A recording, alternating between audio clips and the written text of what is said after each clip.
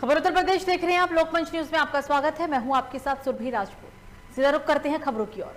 लखनऊ में सपा मुखिया अखिलेश यादव ने बीजेपी सरकार पर जमकर हमला करते हुए कहा है कि जनता के सवालों का जवाब अगर भारतीय जनता पार्टी नहीं दे पाएगी तो इस बार प्रदेश की जनता भाजपा को हटाने के लिए तैयार है। बीजेपी कोई भी चेहरा लेकर आए, किसी के भी नेतृत्व में चुनाव लड़े, कोई फर्क नहीं पड़ता। उन्होंने ये भी कहा कि भारतीय जनता पार्टी को पहले अपने संकल्प पत्र को पढ़ना चाहिए। किसानों की आय दोगुनी करने के लिए उन्होंने क्या किया है।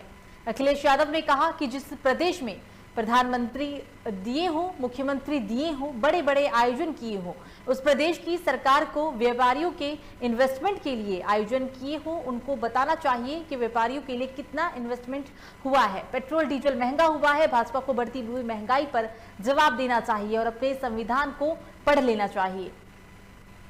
भारतीय जनता पार्टी को पलट करके अपने संकल्प पत्र को देखना चाहिए और जनता को ये बताएं कि किसानों की आय दोगुनी करने के लिए क्या किया है। जो हमारा नौजवान बड़े पैमाने पे बेरोजगार है, नौकरी नहीं मिल रही है, आखिरकार उनके लिए क्या किया है। इसी तरह लगातार डीजल पेट्रोल महंगा हुआ है, महंगाई कितनी ऊंचाइयों पे पहुंच गई। जिस प्रदेश ने प्रधानमंत्री दिया हो, जिस प्रदेश ने राष्ट्रपति दिया हो और बड़े बड़े आयोजन किए गए हों जिसमें कि व्यापार बढ़ाने का संकल्प लिया गया हो, तो आखिरकार इन्हें बताना चाहिए कि ज़मीन पर कितना पहुंचा है इन्वेस्टमेंट। तो ये तो वो सवाल हैं जो भारतीय जनता पार्टी को देना है।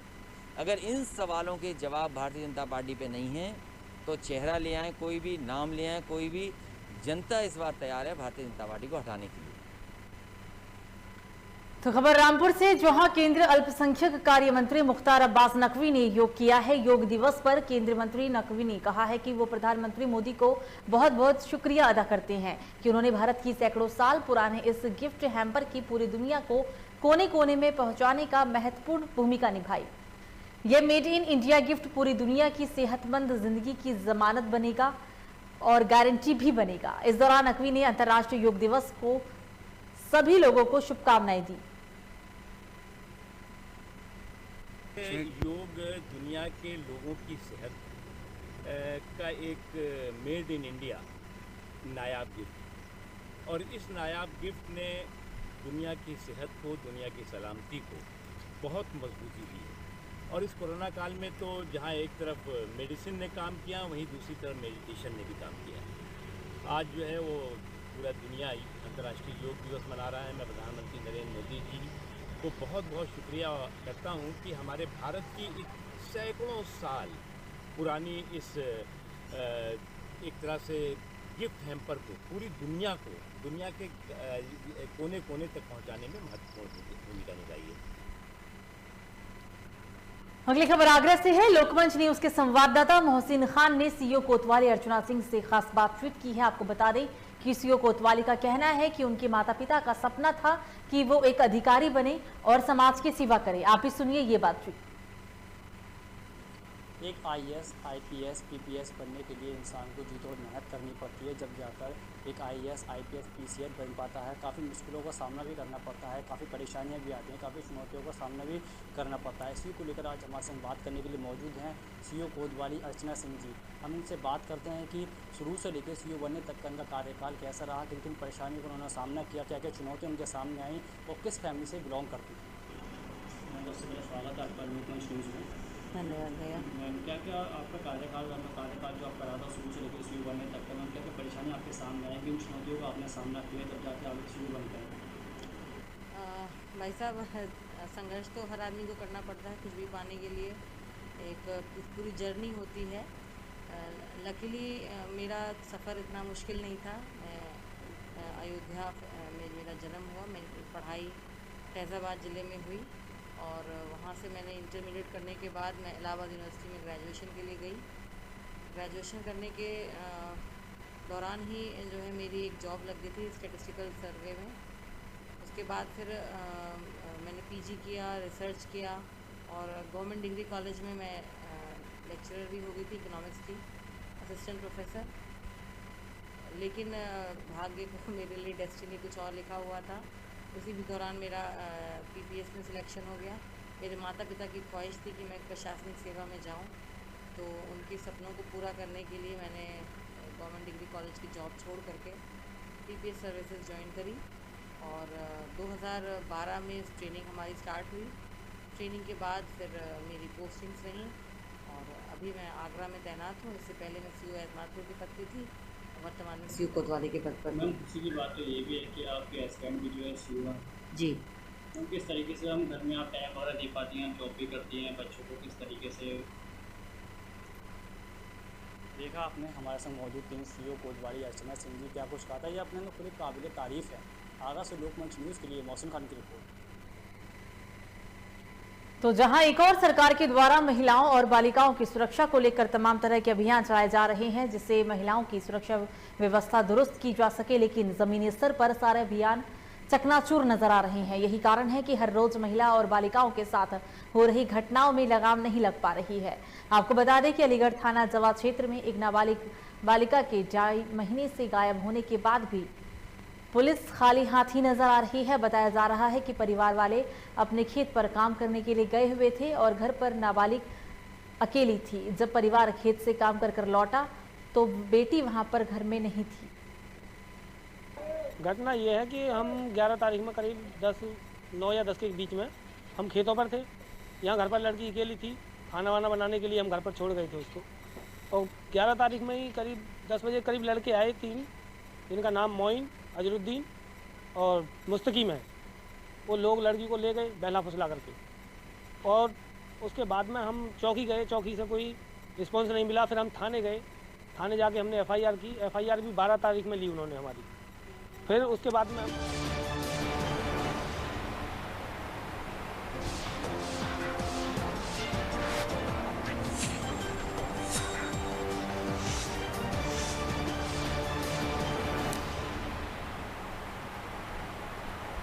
खबर उत्तर प्रदेश देख रहे हैं आप। लोकमंच न्यूज में आपका स्वागत है। मैं हूं आपके साथ सुरभि राजपूत। सीधे रुख करते हैं खबरों की और सबसे पहले बात करेंगे ताजनगरी यानी कि आगरा की, जहां कोरोना से जनता की लापरवाही को लेकर आगरा सीएमओ आरसी पांडे ने कहा है कि कोरोना को लेकर किसी को ढिलाई देनी चाहिए, जिसमें आजकल देखा जाता है कि लोग मास्क तो लगाते हैं लेकिन उसे प्रॉपर तरीके से नहीं पहनते हैं। लोगों के मास्क नाक के नीचे रहते हैं, जिससे कोरोना संक्रमण फैलने की संभावना ज्यादा बढ़ जाती है। इसलिए लोगों से लगातार वो अपील भी कर रहे हैं कि जब भी घर से बाहर निकले तो मास्क जरूर लगाएं।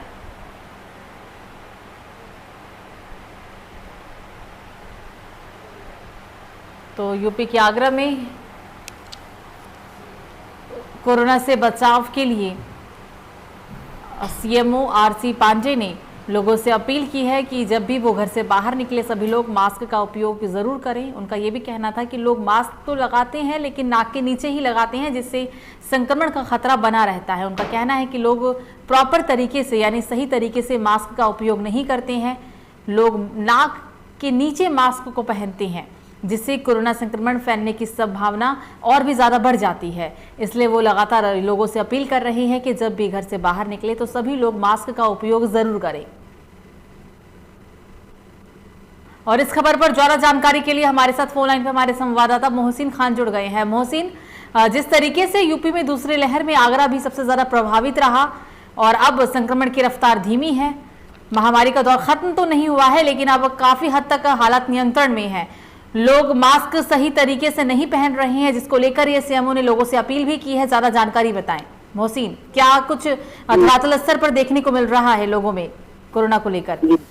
जी सुनिए जी, मैं आपको बता दूं कि आगरा सीएमओ आरसी पांडे ने जनता से अपील तो की है कि आरसी पांडे का कहना है कि जनता जो मास्क का प्रयोग तो कर रही है लेकिन प्रॉपर तरीके से मास्क नहीं लगा रही है, नाक से नीचे अपने मास्क लगा रही है। बातचीत करने में कोरोना संक्रमण फैलने का खतरा भी बन सकता है और देखा जा रहा है कि जनता जो कोरोना को लेकर लापरवाही भी नजर आ रही है। कहीं ना कहीं भीड़ भाड़ का माहौल बना हुआ, मार्केट के अंदर भी लॉकडाउन का अनलॉक कर दिया गया है। लेकिन मार्केटों की बात की जाए, मार्केटों के अंदर बिना सोशल डिस्टेंसिंग के लोग खरीदारी करते हुए नजर आ रहे हैं। जरा सा भी लोगों को कोरोना वायरस का डर नहीं लग रहा है। ऐसा लग रहा है कि ताजनगरी आगरा की जनता के दिल में से कोरोना वायरस का डर खत्म हो चुका है। मतलब कहीं ना कहीं अब लोग बेफिक्र है कोरोना को लेकर। ये सुरभि जी, कहीं ना कहीं देखा जा रहा है कि ताजनगरी आगरा के अंदर कोरोना वायरस को लेकर लोग बेलापरवाह नजर आ रहे हैं। मार्केटों के अंदर हम लोग देखते हैं, जब फील्ड पे निकलते हैं तो मार्केटों के अंदर बिना सोशल डिस्टेंसिंग के लोग खरीदारी करते हुए नजर आते हैं। और बात की जाए वाहनों की तो वाहनों के अंदर, बस के अंदर जो लोग सफर कर रहे हैं या टेम्पो के अंदर जो लोग सफर कर रहे हैं वो बिना सोशल डिस्टेंसिंग के सफर कर रहे हैं। लोगों के चेहरों मास्क तो नजर आ रहा है लेकिन सोशल डिस्टेंसिंग नहीं नजर आ रही है। एक टेम्पो के अंदर 7 सवारी बैठ के जा रही है, बस के अंदर पूरी बस जो सीटें होती हैं वो तो भर के जा रही हैं। एक्स्ट्रा लोग खड़े होकर बस के अंदर सफर कर रहे हैं और अपनी मंजिल तक पहुंच रहे हैं। अगर ऐसा ही चलता रहा तो ताजनगर जागरण के अंदर तीसरी लहर होने की संभावना है वो बढ़ सकती है।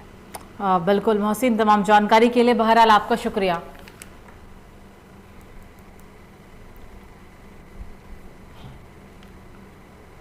खबर अलीगढ़ से है, जहां स्थानीय पुलिस की मिलीभगत से स्मैक और गांजे का कारोबार जोरों शोरों पर है, जिसको लेकर स्थानीय लोगों ने कप्तान से मामले पर कार्रवाई करने की अपील की थी और साथ ही लोगों ने गांजा बिक्री का वीडियो बनाकर सोशल मीडिया पर भी वायरल कर दिया था, जिसके बाद क्षेत्राधिकारी सविताव पांडे के द्वारा जानकारी देते हुए कहा गया है कि कुछ लोगों के द्वारा इस्लामनगर थाना क्वासी क्षेत्र के पटवारी पुलिस चौकी क्षेत्र में होने वाले गांजे के कारोबार की शिकायत मिली थी।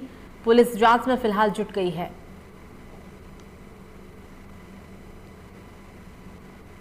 तो लोगों ने कप्तान से कार्रवाई करने की मांग की थी।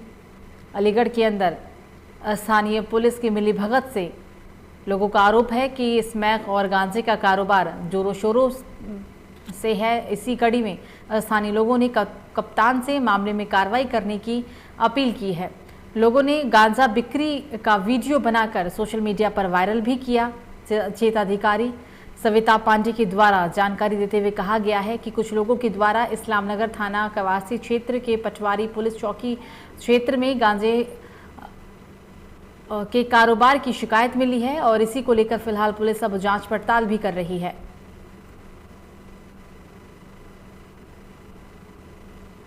और इस खबर पर ज्यादा जानकारी के लिए हमारे साथ फोन लाइन पर हमारे संवाददाता मोहित जुड़ गए हैं। मोहित, लोगों का आरोप है कि प्रशासन की मिलीभगत से ही गांजे का कारोबार जोरों शोरों पर है, क्या कार्रवाई हुई है अभी तक और ज्यादा जानकारी बताएं मोहित। देखिए, बिल्कुल सुबह मैं आपको बता दूं, इसमें कोई गांजे उधार का ये अवैध कारोबार लगातार चलता हुआ अलीगढ़ में आ रहा है।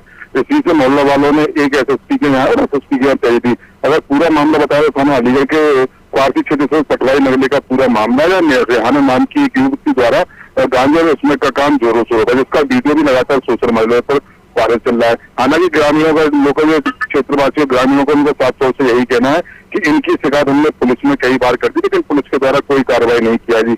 लिहाजा इसके चलते वहाँ पर लोग जो अवैध कार्य में कर रहे हैं, क्योंकि गांजे का सेवन करते हुए लोग नशे में जाते हैं और नशे में आने के बाद में उठाईगिरी की यानी कि उठाईगिरी का भी काम लगातार चलता हुआ है। इसी को लेकर वो लगातार पुलिस को शिकायत करते हैं लेकिन पुलिस के द्वारा रेहाना के खिलाफ कोई कार्रवाई नहीं की। तो लिहाजा सब लोग एसएसपी ऑफिस आए और एसएसपी करानी में थाने से मिले। कोरोना में थाने में सोशल जो वीडियो वायरल था उसको भी दिखाया गया। हालांकि पुलिस ने तुरंत मुकदमा पंजीकृत करने का आदेश दिया। पुलिस कार्रवाई की अगर हम बात करते हैं तो पुलिस कार्रवाई जो महिला है अभी भी पुलिस की गिरफ्त से फरार है। अब देखने वाली बात यही होगी। हालांकि ग्रामीण जो क्षेत्रवासी है उन्होंने लगातार एसएसपी को तहरीर तो दे दिया। देखने वाली बात यही होगी आखिर ये गांजा तस्करी पर कब ब्रेक ऐसा नहीं लगा पाती है और महिला के खिलाफ कब तक कार्रवाई होती है। सुरभि, बिल्कुल मोहित, तमाम जानकारी के लिए आपका शुक्रिया। जो हमारे महल्ले के अंदर चरस गांजे की तस्करी होती है और महल्ले में जमा बड़ा रहता है। पता नहीं कहाँ के बहुत सारे जो व्यक्ति आते हैं चरस गांजे की पुड़िया लेने के लिए। कौन लोग बेचते हैं? ये रेहाना पत्नी खुर्शीद और उसकी बेटियां भी हैं और उसका एक दामाद भी है। ये सारे लोग जो है और महल्ले में छोटे छोटे बच्चे 10-10, 12-12 साल के बच्चों को भी ये पुड़िया जेब में दे करके हर चौड़ाइयों में भेज देती है। ये क्षेत्र थाना क्वासी और पटवारी नगला चौकी, इस्लामनगर, मंजूरगढ़ी, अलीगढ़, अलबरकात स्कूल के पीछे। रेहाना खुर्शीद की पत्नी और उसकी बेटी है। अगर कोई लड़का बोलता है वादी का तो उस पर 76 का ऐलान वो लगा देती है एग्जाम 376 कैसी हो। अच्छा, अब वो जाके थाने में कंप्लेंट करती है तो थाने वाले ये नहीं करते कि उस बात की इंक्वायरी करें कि बात झूठ है कि सच है, जाए तो उस बात का अमल कर लेते हैं। ये बात गवर्नमेंट की भी बेजा है। थाना क्वासी क्षेत्र के नंगला पटवारी क्षेत्र के कुछ लोग आज आए हुए थे। उनकी शिकायत थी कि एक महिला वहाँ पे कुछ अवैध गतिविधि कर रही है, अवैध ड्रग्स वगैरह का कारोबार कर रही है।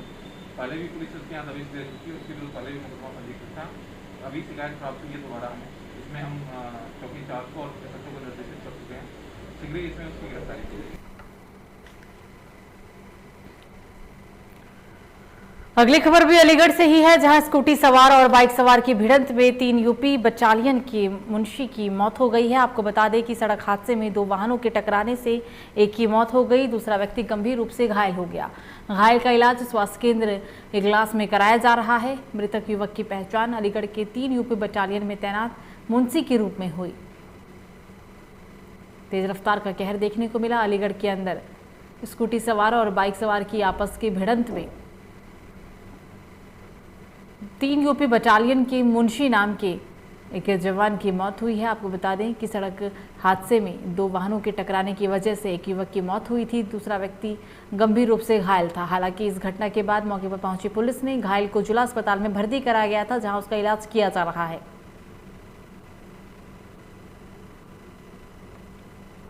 इस खबर पर ज्यादा जानकारी के लिए हमारे साथ फोन लाइन पे हमारे संवाददाता मोहित जुड़ गए हैं। मोहित, तेज रफ्तार का कहर, स्कूटी बाइक सवार की आपस में भिड़ंत और इस हादसे में एक युवक की मौत, ज्यादा जानकारी बताएं और क्या कार्रवाई हुई अभी तक? मोहित देखिए, बिल्कुल मैं आपको बता दूं कि स्कूटी और बाइक की यहाँ पर भिड़ंत हुई, उसमें एक की मौत हो गई और एक गंभीर रूप से घायल है। हालांकि मृतक को 3 यूपी बटालियन का मुंशी का बताया जा रहा है। हालांकि बता दें पूरा मामला थाना इगलास के मोहकमपुर का है, जहाँ एक बाइक सवार एक्टिवा और एक मोटरसाइकिल में आमने सामने से टक्कर हो गई। टक्कर में एक की मौत मौके पर ही होगी और दूसरा जो गंभीर रूप से घायल हो। हालांकि बता दें 45 वर्षीय मित्र निजामुद्दीन और मथुरा का रहने वाला अलीगढ़ जो अपने कार्य से आ रहा था। हालांकि अलीगढ़ लाइन में स्थित 3 यूपी बटालियन के वो मुंशी के पद पर तैनात किया। और वहीं जो दूसरा व्यक्ति है शमशाद, उसको उसके शमशाद को जो है जिला अस्पताल के लिए भेज दिया। हालांकि पुलिस मौके पर पहुंची और मौके पर पहुंचने के बाद सबको कब्जे में लेकर पोस्टमार्टम के लिए भेज दिया। दूसरे का इलाज लगातार जारी है और इलाज पुलिस के द्वारा स्कूटी और एक्टिवा को अपने पोजीशन में लेकर आगे की कार्रवाई की जा रही है। बिल्कुल मोहित, क्या ये जो हादसा है वो तेज गति के कारण हुआ, तेज रफ्तार वाहन की तेज गति के कारण ही इस हादसे के पीछे वजह है?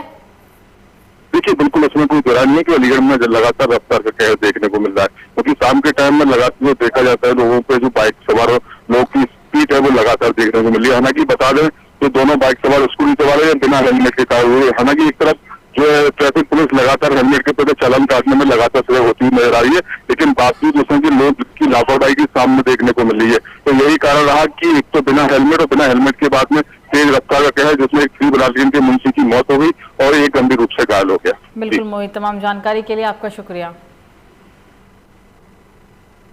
ये ब्रॉड डेड केस आया है अभी।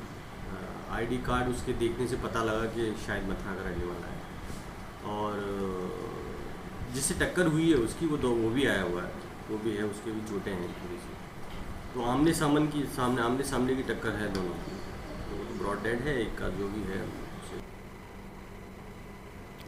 खबर ग्रेटर नोएडा से है, जहां पारिवारिक कलह के चलते सगे भाई और भतीजे ने ही चाचा और उसके परिवार पर धारदार हथियार से हमला कर दिया। हमले में 48 वर्षीय चाचा की अस्पताल ले जाते वक्त मौत हो गई, जबकि 3 अन्य लोग घायल हो गए।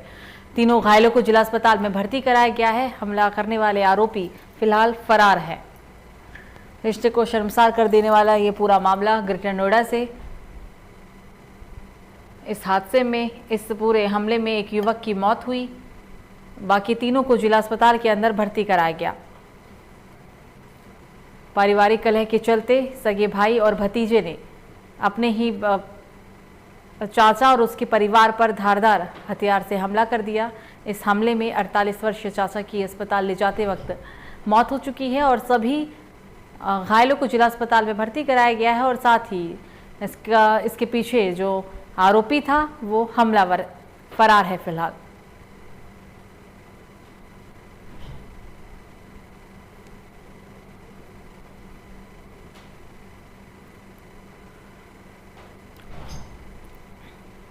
हमले में चाचा की मौत, 3 लोग घायल। तीनों घायलों को जिला अस्पताल के अंदर भर्ती कराया गया। फिलहाल पुलिस अब आरोपियों की तलाश में जुटी हुई है। पूरी घटना ये ग्रेटर नोएडा से सगे और भाई भतीजों ने रिश्तों को शर्मसार कर देने वाले इस घटना को अंजाम दिया। 48 वर्षीय चाचा की इस हादसे में मौत हो गई। 2 भाइयों के मध्य सतपाल और महेंद्र के बीच झगड़ा हो गया है और इसमें जो है वो सतपाल और उसके पुत्रों के द्वारा महेंद्र एवं उसके परिवार वालों को मारा पीटा गया। इसमें महेंद्र को जो है वो अस्पताल ले जाते हुए उसकी डेथ हो गई है। इसमें पारिवारिक विवाद सामने आया है इसमें जो है वो FIR पंजीकृत की जा रही है। और ये भी ज्ञात हुआ है कि सतपाल एवं उसके पुत्र पूर्व में तो बिलग्राम थाना क्षेत्र के बाईपास स्थित YL केयर अस्पताल को CSC अधीक्षक विनीत तिवारी और SDM अतुल प्रकाश श्रीवास्तव की मौजूदगी में सील कर दिया गया है। बताया जा रहा है कि ये कार्रवाई हाल ही में लोकमंच न्यूज पर चली खबर के अनुसार YL लाइफ केयर अस्पताल में हुई जच्चा बच्चा की मौत के बाद की गई। उप जिलाधिकारी अतुल प्रकाश श्रीवास्तव ने कहा है कि मीडिया पर चली खबरों के माध्यम से ही मालूम हुआ कि 16 जून को ग्राम नोखे पूर्वा निवासी बबलू अपनी पत्नी पुष्पा को प्रसव पीड़ा के चलते अस्पताल ले गया था। पति का आरोप है कि अस्पताल में उसकी पत्नी का गलत ढंग से इलाज किया गया, जिससे उसकी पत्नी की जान चली गई और नवजात शिशु भी बच नहीं सका।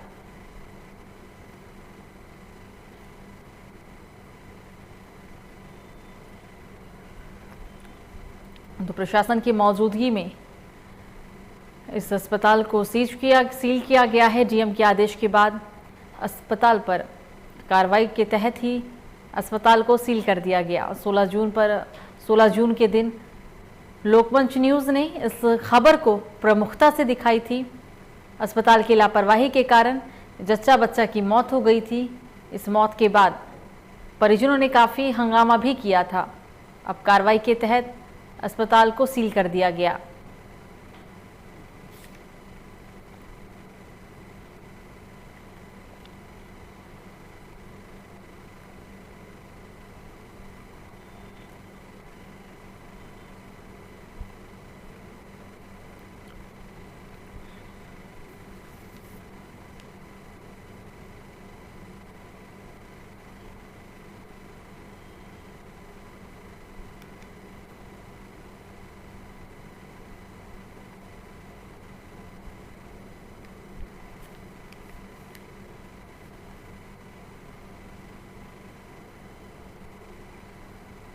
YL हॉस्पिटल में एक जच्चा बच्चा की मृत्यु हुई, जिसकी खबर जो है मीडिया में प्रकाशित हुई। इसी के आधार पर ये पता चला कि पुष्पा पत्नी बबलू निवासी नोखे पूर्वा की गर्भवती महिला की बच्चा होना था और बच्चा दोनों की मृत्यु हो गई। इसके आधार पर जो है प्रकाशित हुआ न्यूज़, हम लोग तत्काल इसको सीज किए। सीज करने के बाद एक जांच कमेटी गठित की है। तो खबर मेरठ से है, जहां पेट्रोल पंप की लगातार मिल रही शिकायतों के बाद प्रशासन ने पेट्रोल पंप पर ताबड़तोड़ छापेमार कार्रवाई की, जिसमें छापेमारी के दौरान पेट्रोल पंप मालिकों में हड़कंप मच गया है। करीब 1.5 दर्जन पेट्रोल पंपों की जांच के बाद 3 पेट्रोल पंप पर घटतौली की शिकायतें भी सही पाई गई, जिनकी संदिग्ध मशीनों को सील कर दिया गया।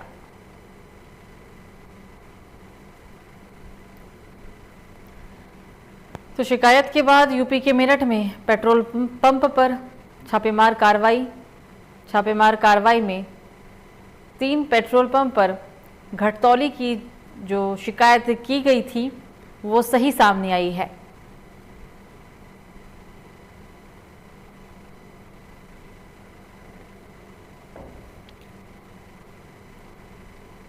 शिकायत के बाद प्रशासन ने पेट्रोल पंप पर ताबड़तोड़ छापेमार कार्रवाई की थी। छापेमारी के दौरान पेट्रोल पंप मालिकों में हड़कंप मच गया था।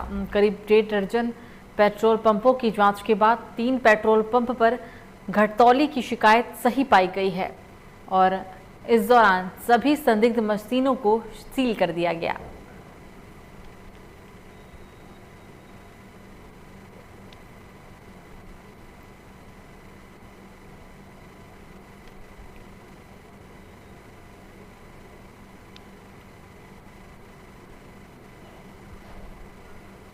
खबर मुरादाबाद से है, जहां डिलारी थाना इलाके के राजपुरा केसरिया गांव में रहने वाले राजेंद्र सिंह ने के घर में अचानक 4 लोगों की मौत की खबर से पूरे गांव में हड़कंप मच गया। ग्रामीणों की सूचना पर मौके पर पहुंची पुलिस ने घर के अंदर बने तहखाने के छोटे से कमरे में राजेंद्र सिंह के साथ उसके दोनों पुत्र और एक नौकर के शव पड़े देखे। पुलिस ने वहां पानी का छिड़काव कराकर चारों शवों को कब्जे में लेते हुए पोस्टमार्टम के लिए मुरादाबाद भेज दिया। ग्रामीणों का दावा है कि 1 साल पहले राजेंद्र सिंह के पास 250 पेटी अवैध शराब बरामद हुई थी, जिस पर उसे जेल भेज दिया गया था। जेल से बाहर आने के बाद वो फिर से अपने ही घर में अपने बेटों के साथ अवैध शराब बनाने का काम कर रहा था और उसी की गैस से ये हादसा हुआ है।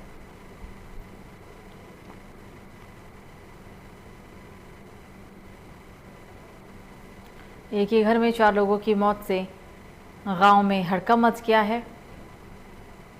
गैस लीक से मौत होने की आशंका जताई गई है।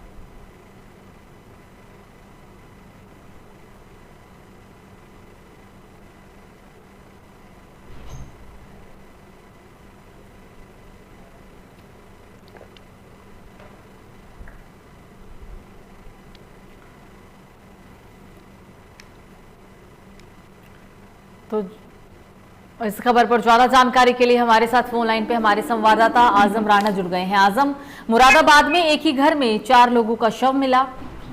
कहा जा रहा है कि मौत की वजह अवैध शराब में इस्तेमाल होने वाली गैस थी। क्या ज्यादा जानकारी है, क्या कार्रवाई हुई अभी तक?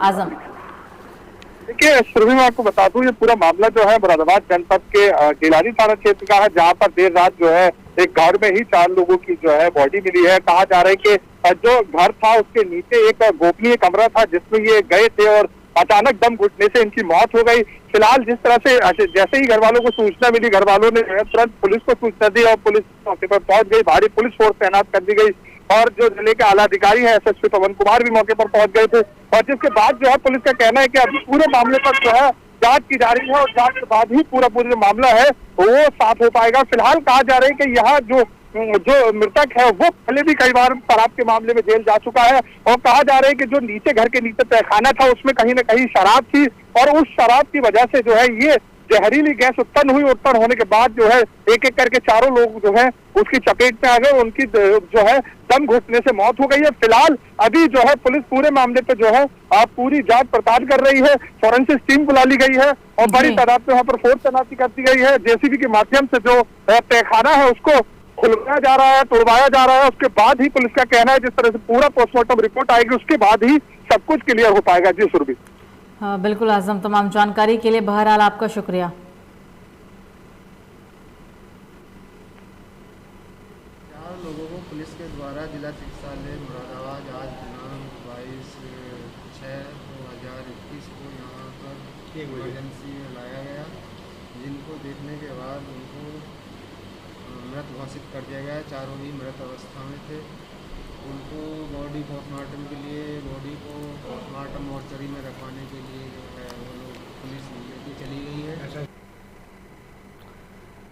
तो खबर मुजफ्फरनगर से, जहां तितावी थाना क्षेत्र के गांव मुकंदपुर में दिन दहाड़े पति ने बदचलनी के शक में अपनी ही पत्नी को फावड़े से हमला कर उसकी निर्मम हत्या कर दी है।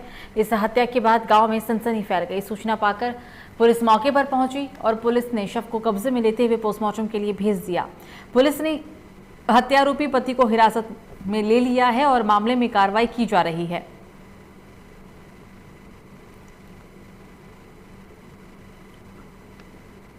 तो मुजफ्फरनगर में तितावी थाना क्षेत्र के गांव मुकंदपुर में दिन दहाड़े एक पति ने बदचलनी के शक में अपनी ही पत्नी को मौत के घाट उतार दिया।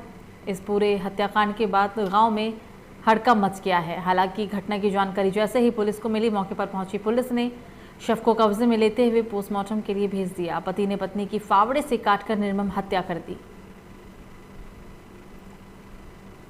और इस खबर पर ज्यादा जानकारी के लिए हमारे साथ फोन लाइन पे हमारे संवाददाता अंकित जुड़ गए हैं। अंकित, बदचलनी के शक में युवती की हत्या, ज्यादा जानकारी बताएं, क्या कार्रवाई हुई अभी तक?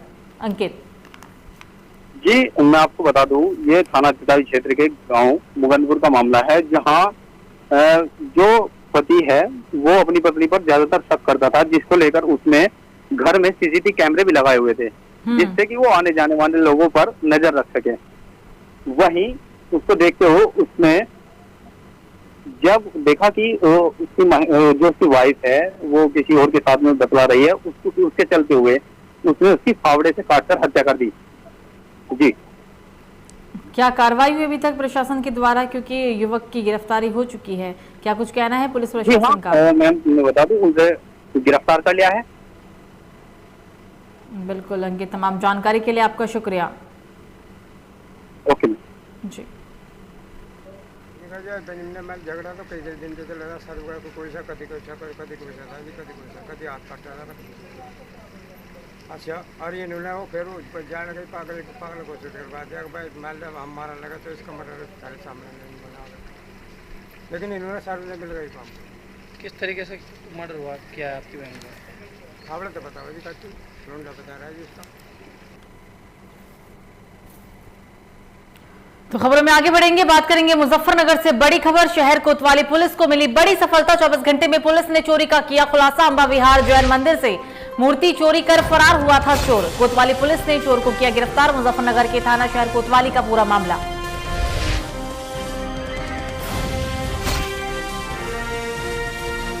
तो मुजफ्फरनगर में पुलिस को बड़ी सफलता हाथ लगी है। पुलिस ने 24 घंटे में ही चोरी के मामले का खुलासा करते हुए चोर को गिरफ्तार कर लिया है। अंबा विहार जैन मंदिर से मूर्ति चोरी कर चोर फरार हो गया था। कोतवाली पुलिस ने चोर को गिरफ्तार कर लिया। मुजफ्फरनगर के थाना शहर कोतवाली का हम ये आपको पूरा मामला बता रहे हैं।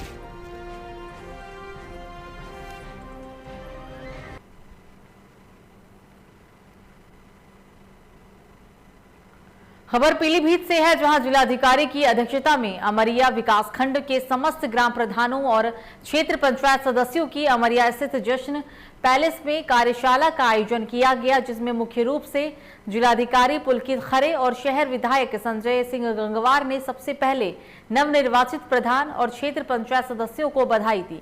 जिलाधिकारी ने कहा है कि कोरोना की तीसरी लहर से पहले ग्राम पंचायत स्तर से पंचायत सदस्यों को कम से कम एक पंचायत सदस्य को 10 से 15 घरों की जिम्मेदारी लेते हुए कोरोना टीकाकरण कराना चाहिए। कोरोना की तीसरी लहर से सुरक्षित रहे ताकि लोग, और इसके अलावा ग्राम पंचायत पर स्वच्छता, स्वास्थ्य, गंदगी आदि पर विशेष ध्यान देने की भी बात कही गई।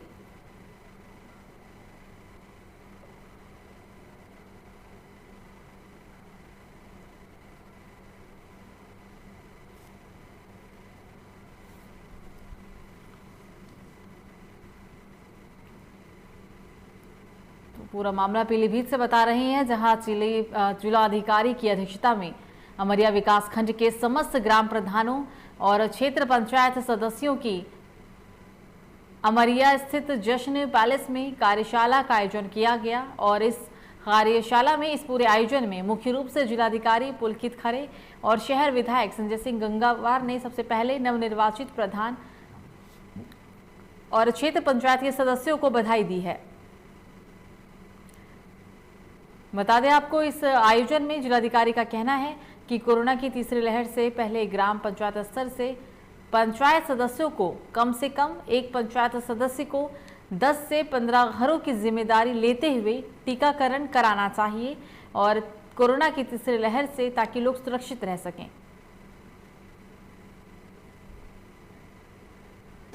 आज माननीय विधायक जी के साथ और सभी प्रशासनिक अधिकारियों के साथ अमरिया ब्लॉक के जो नवनिर्वाचित हमारे प्रधानगण हैं, उनके साथ एक कार्यशाला का आयोजन करा गया। इसमें आगे आने वाले समय में किस तरह से अपने खातों का संचालन करना है, विकास के कार्यों को किस तरह से गति देनी है, इस पर चर्चा करके, साथ ही साथ इस समय जो सबसे ज़रूरी विषय हम सबके सामने है कि किस तरह से अपने गाँव में अधिक से अधिक लोगों को प्रेरित करके टीकाकरण कराएँ और अपने गांव की निगरानी समितियों को सक्रिय करते हुए यदि कोई तीसरी लहर आती है तो उससे बचाव के रूप में हम लोग तैयार रहें, उसके लिए प्रेरित करा गया। मेरी आपके माध्यम से भी सभी दर्शकों से भी यही अपील है कि इस समय हम सबके सामने टीकाकरण ही सबसे बड़ी चुनौती है। खबरों में आगे बढ़ेंगे, बात करेंगे यूपी के सोनभद्र की, जहां रायपुर थाना क्षेत्र के सुखदवल गांव के 4 किशोर एक साथ वैनी बाजार में कुछ सामान खरीदकर घर वापस लौट रहे थे। तभी रास्ते में बिजुरा नाला के पीछे से जा रहे ट्रैक्टर ने अनियंत्रित होकर 2 साइकिल में जोरदार टक्कर मार दी। एक लड़के की मौके पर ही मौत हो गई, 3 गंभीर रूप से घायल हो गए। ग्रामीणों ने घायल को सीएससी अस्पताल में भर्ती कराया। बताया जा रहा है कि इनमें 2 मासूम की मौत हो चुकी है।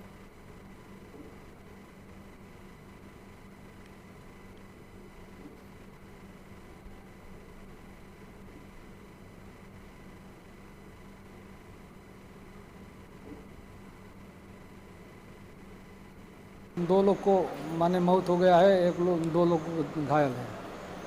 घायल में एक लोगों का इलाज चल रहा है यहाँ पे। दोनों का इलाज हुआ है, उस पर जो कम लगा है तो उसको घर भेज दें, इसका ज़्यादा लगा है तो यहाँ ले आए लोड़ी में। तो फिलहाल बुलेटिन में मुझे दीजिए इजाजत। लोकमंच न्यूज पर खबरों का सिलसिला जारी रहेगा। नमस्कार।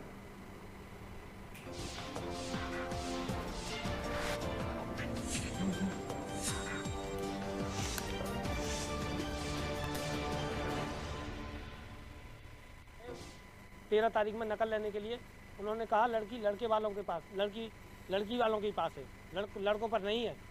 एक दिन उन्होंने थाने में रखा ला करके, फिर पता नहीं क्या हुआ क्या नहीं हुआ, वो लड़के उन्होंने छोड़ दिए पुलिस ने। देखिए, थाना जमा में लगभग 2-2.5 महीने पहले एक मुकदमा पंजीकृत किया गया था, जिसमें एक नाबालिग लड़की एक व्यक्ति के साथ चली गई थी। इसमें हमारी टीमें गठित कर दी गई थी और तब से अभी हम तलाश कर रहे हैं। इसमें सर्विलांस का भी सहयोग दिया गया है, साइबर सेल भी इसमें काम कर रहा है। शीघ्र ही बच्ची को बरामद कर दिया जाएगा। तो अलीगढ़ के थाना गोंडा क्षेत्र के गांव तारापुरा के समीप कूड़ा नहर में गंगा दशहरी पर नहाने गए एक युवक के नहर में डूब जाने के दौरान मौत हो गई, जिसके बाद मृतक के शव का पता नहीं चल पाया है। सूचना पर पहुंची पुलिस ने गोताखोरों की मदद से नहर में युवक की काफी तलाश भी की, जिसके बाद कड़ी मशक्कत के बाद तब जाकर गोताखोरों के द्वारा शव को बाहर निकाला गया। आज सुबह जो है गंगा दशहरा की वजह से ग्राम बड़ा गांव थाना लोधा से 3 लड़के तनुज, छोटू और शेखर स्नान करने के लिए आए थे, जिसमें तनुज जो है गहराई में चला गया और डूब गया है।